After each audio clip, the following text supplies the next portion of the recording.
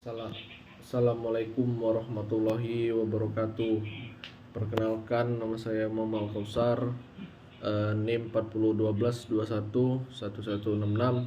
Pada kesempatan kali ini saya akan menjawab materi terkait pembagian wilayah laut beserta yurisdiksi yang berlaku sesuai dengan ketentuan hukum internasional. Baik, khususnya Konvensi Perserikatan Bangsa-Bangsa tentang Hukum Laut, United Nations Convention on the Law of the Sea, atau UNCLOS 1982. Jadi yang pertama itu ada laut teritorial atau territorial sea, yang dimana laut teritorial sendiri adalah perairan laut yang berada di luar daratan dan membentang sejauh mungkin 12 mil laut dari garis pangkal atau baseline suatu negara. Garis pangkal biasanya diukur dari pantai pada titik terendah air laut atau low water mark, atau dari garis pantai yang ditemukan berdasarkan konfigurasi geografis tertentu, seperti teluk atau kepulauan. Dan kemudian yurisdiksi negara pantai, yang dimana memiliki kedaulatan penuh atas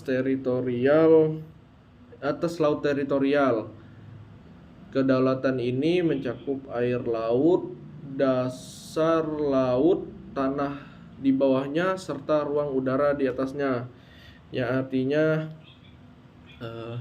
negara pantai memiliki hak untuk mengatur dan mengendalikan serta kegiatan di wilayah tersebut, baik untuk kepentingan keamanan, hukum, maupun ekonomi.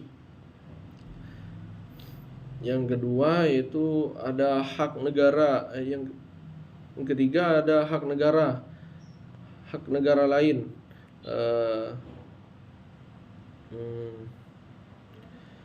Meskipun negara pantai memiliki kedaulatan penuh, kapal asing memiliki hak lintas damai atau innocent passage di laut teritorial. Hak ini memungkinkan kapal asing baik militer maupun sipil untuk melintasi laut teritorial tanpa izin khusus dari negara pantai, selama pelintasnya tidak merugikan keamanan, ketertiban, ataupun kedaulatan negara tersebut.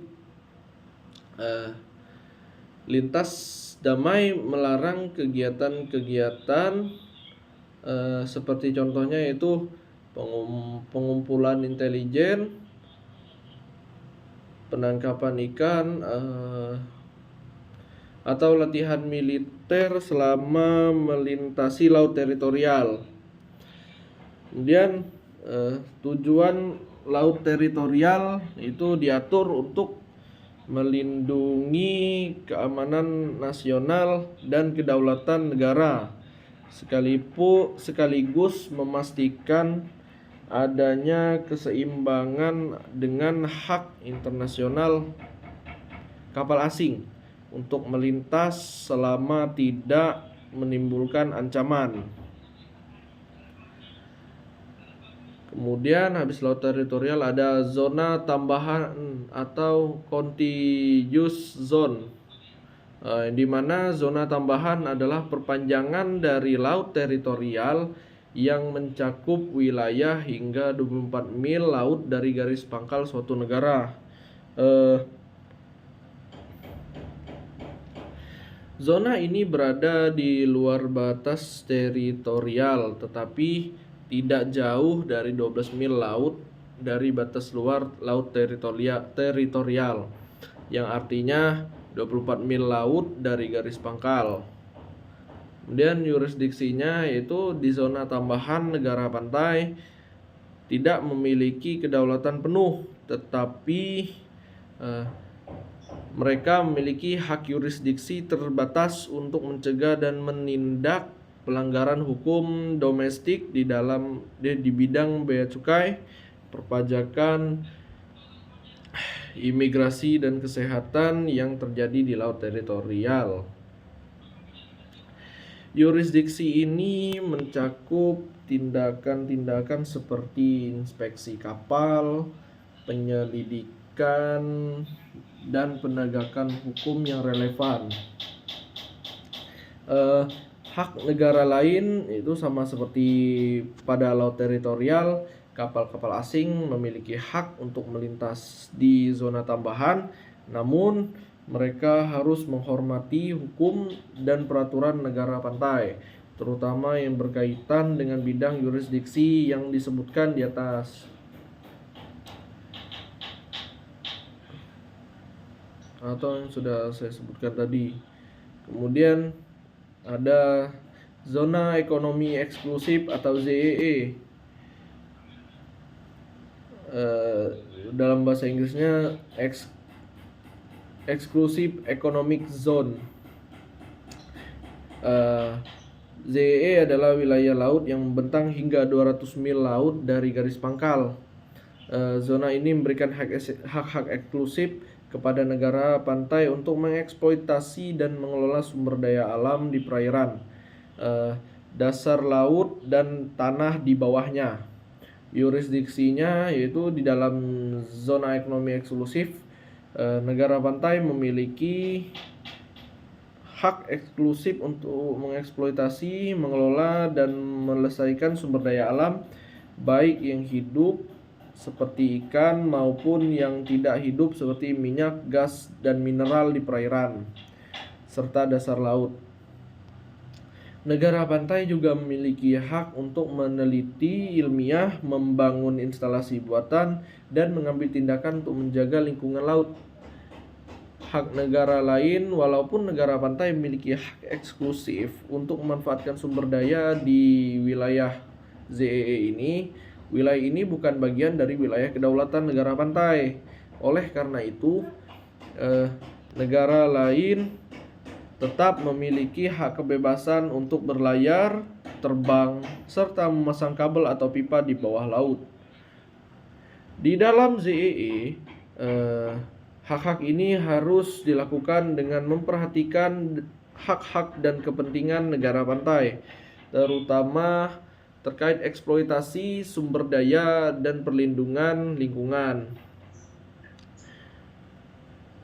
Konflik potensial. Penentuan batas ZEE antara negara-negara yang berbatasan langsung atau yang ZEE-nya tumpang tindih sering terjadi sumber sengketa internasional. Oleh karena itu, perjanjian bilateral ataupun penyelesaian melalui mekanisme internasional diperlukan untuk menyelesaikan perbedaan tersebut. Lalu ada landas kontinen atau continental shelf, yang dimana adalah perpanjangan alami dari daratan di bawah permukaan laut yang dapat meluas hingga 200 mil laut dari garis pangkal atau lebih jauh jika syarat geologis terpenuhi. UNCLOS memungkinkan perpanjangan hingga maksimal 300 ml laut dari garis pangkal tergantung pada kondisi geologi dasar laut. Yurisdiksinya, negara pantai memiliki hak eksklusif untuk mengeksploitasi sumber daya alam di dasar laut dan tanah di bawahnya. Pada landas kontinen, terutama sumber daya mineral dan organisme yang tidak dapat berpindah tempat seperti terumbu karang atau organisme yang menempel di dasar laut seperti kegiatan pengeboran minyak atau gas dan ekstraksi mineral lainnya yang diatur oleh negara pantai. Kemudian hak negara lainnya itu perairan di atas landasan kontinen tetap merupakan bagian dari laut bebas atau ZEE tergantung jaraknya dari garis pantai. Negara lain dapat melintasi perairan ini tetapi mereka tidak memiliki hak untuk mengeksploitasi sumber daya alam di dasar laut tanpa izin dari negara pantai. Kemudian ada laut lepas atau high seas. High seas sendiri yaitu semua perairan yang berada di luar zona ekonomi eksklusif atau ZEE sehingga tidak termasuk dalam yurisdiksi eksklusif negara manapun. Wilayah ini merupakan domain internasional dan mencakup sekitar 50% dari permukaan bumi. yurisdiksinya, yaitu tidak ada negara yang memiliki kedaulatan atas laut lepas. Oleh karena itu, semua negara memiliki hak yang sama untuk kebebasan navigasi, penerbangan, penelitian ilmiah, dan eksplorasi atau eksploitasi sumber daya di laut lepas sesuai dengan ketentuan yang berlaku pada hukum internasional. Tanggung jawabnya yaitu meskipun laut lepas adalah wilayah bebas, negara-negara tetap memiliki tanggung jawab untuk melindungi lingkungan laut dan mencegah eksploitasi yang berlebihan.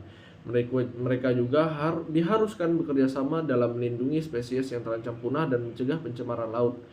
Untuk kepentingan internasionalnya, yaitu laut lepas penting untuk perdagangan global, penelitian ilmiah, dan konservasi ekosistem laut yang langka. Namun, tantangan seperti pembajakan, perburuan ikan ilegal, dan pencemaran lingkungan memerlukan pengawasan ketat oleh komunitas internasional. Terakhir, ada zona internasional dasar laut atau di area, yang dimana di area ini adalah lingkupnya yaitu laut dan tanah, dasar laut dan tanah di bawahnya yang berada di luar batas landas kontinen negara manapun sesuai dengan UNCLOS, di mana zona ini ditetapkan sebagai warisan bersama umat manusia. Yurisdiksinya yaitu tidak ada negara yang dapat mengklaim kedaulatan atas di dasar laut di zona internal. Eksploitasi sumber daya di wilayah ini seperti mineral dari dasar laut diatur oleh Otoritas Dasar Laut Internasional atau International Seabed Authority (ISA). ISA bertugas mengawasi eksplorasi dan eksploitasi mineral bawah laut serta memastikan bahwa kegiatan tersebut dilakukan dengan cara yang berkelanjutan dan ramah lingkungan. Untuk kepentingan global, eksploitasi dasar laut di wilayah ini diatur sedemikian rupa sehingga hasilnya harus bermanfaat bagi seluruh umat manusia, terutama bagi negara-negara berkembang yang mungkin tidak memiliki teknologi untuk mengekstraksi sumber daya tersebut. Mungkin itu saja yang dapat saya sampaikan pada video ini. Saya mohon maaf apabila penyampaian saya agak kurang jelas, mungkin ada jawaban yang salah maupun tidak berkenan. Saya mohon maaf, saya akhiri. Wassalamualaikum warahmatullahi wabarakatuh. Selamat sore, terima kasih.